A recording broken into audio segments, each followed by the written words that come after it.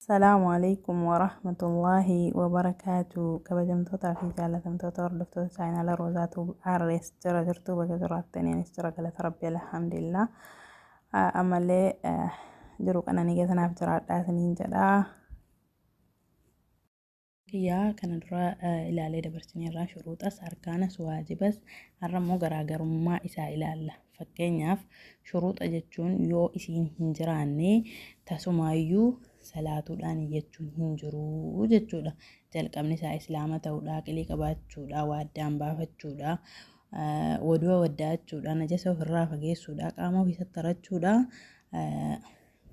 Kun hundinuyyuu yoo inni hin jiraanne salaatumtinuyyuu hin jiru jechuudha.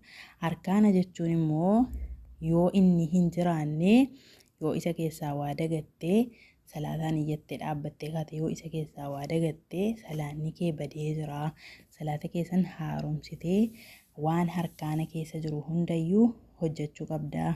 Harkaana jechuun jalqabni isaa alqiyaamu maal qudratii dhaabbachuudha dandeettii wajjin yoo dandeettii hin qabaanne teessee salaattaa yoo taa'uu hin dandeenye ciiftee salaattaa yoo ciiftee salaatuu hin dandeenye qalbiidhaan akeektaa. Yani ciiftee niyyattee salaatuu hin dandeenye qalbiidhaan akeekta. Abadan salaata dhiisuu hin eeyyamamu jechuudha. Achi immoo takbiiratul ihraam. Allahu akbar jettee harramachuu yoo hin harramatin niyyaadhaa wajjiniin yoo Allahu akbar jettee hin harramatin salaanni kee hin jiru. Achi booda wantoonni jiranuu waqiraatul faatihaa ammas faatihaa yoo hin qaraane salaanni kee hin jiru.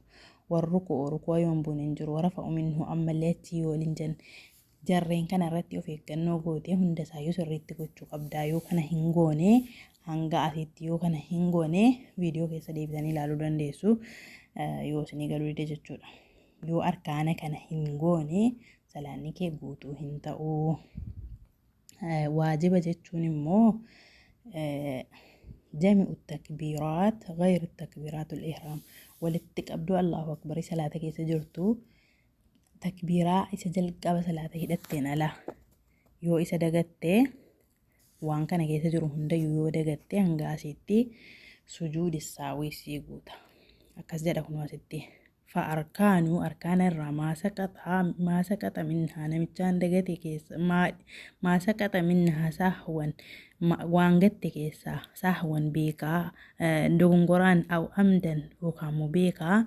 بطلت الصلاة سلاني كيسون بديدرتي بتركيه إسيغتو دان إسيدي سودان والواجب واجبا مو ما سقط منها نمتان